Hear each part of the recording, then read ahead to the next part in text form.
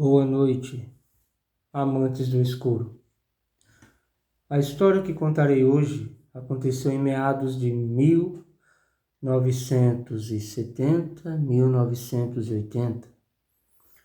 Falaremos hoje sobre Daniel Sachs, como era conhecido.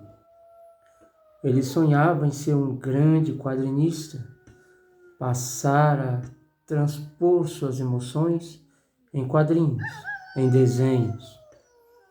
Mas ele amava histórias de terror. Passava horas e horas no rádio, ouvindo altas horas da noite relatos sobrenaturais, sobre almas penadas, maldições, pactos, feitiços e coisas sobrenaturais. Não sabia Daniel que o futuro lhe reservava algo surpreendente que, por mais que ele sonhasse ou imaginasse, ele não estaria preparado para aquilo.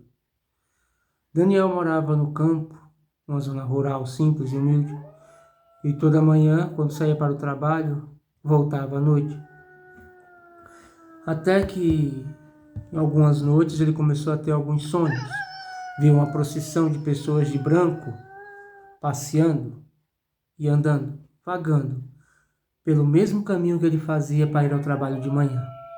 Só que essa procissão de pessoas encapuzadas e de branco parava em frente a uma determinada casa que só havia restos, ruínas. Ele sempre notou essa casa, mas nunca teve curiosidade de saber o porquê. Então, uma noite dessas, conversando com seu pai disse que aquela casa tinha uma história trágica, mas não mencionou o porquê. Apenas que ele devia se afastar e evitar passar por perto.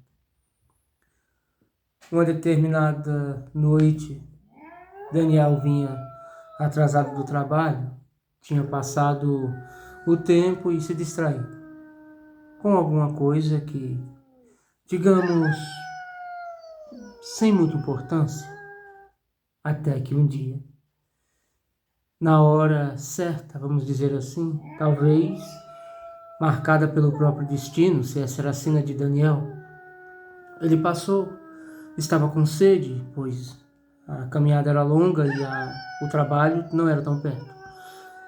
Então ele parou em frente a uma casa que estava com a luz acesa, luz de candeeiro, pois naquela época não existia energia elétrica. Então ele resolveu parar, bater palmas e pedir um copo d'água, e assim ele fez. Quando ele se aproximou da casa, viu uma moça linda que se apresentou e disse: "Boa noite, meu amigo." E ele disse: "Eu de casa." "Moça, poderia me ceder um copo com água? Estou indo para casa e tenho andado muito, estou com sede." Já vou pegar.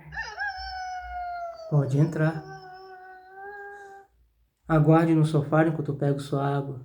Então Daniel entrou, sentou no sofá e aguardou. Só que a moça não voltou. Então Daniel estranhou. Então a moça disse: "Pode me ajudar?" E Daniel estranhou, mas tá, claro, mas ajudar com um copo d'água. Mas então ele andou pela casa, chegou na cozinha e ouviu a voz vindo do quarto: "Pode me ajudar?" A essa hora Daniel já estava arrepiado e começando a tremer as pernas, mas pensou: deve ser coisa da minha cabeça. Então a voz retornou da sala onde ele tinha entrado: "Pode me ajudar?" E Daniel percorreu a casa inteira atrás da tal voz, da tal moça que tinha prometido o copo com água. Então ele resolveu sair, resolveu ir embora e deixar a casa. Então, quando Daniel correu em direção à sala e se aproximou da porta para ir embora, ele ouviu um choro que dizia: "Moço, por favor, me ajude." Então ele correu em direção à cozinha, de onde vinha a voz da moça. Me ajuda! só para deparar com um corpo balançando em uma corda na cozinha. Daniel então se desesperou e tentou correr, só que suas pernas vacilaram e ele caiu. Então a porta se fechou, o candeeiro se apagou e tudo ficou escuro. Nunca mais se ouviu falar de Daniel, sua família procurou e jamais o encontrou. Mas há relatos de vizinhos próximos que afirmam que em noites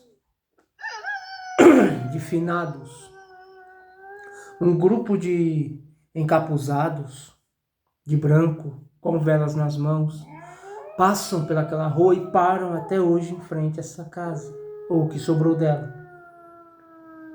Mas pouquíssimos juram ter visto entre esses encapuzados um rosto sofrido que chora e lamenta.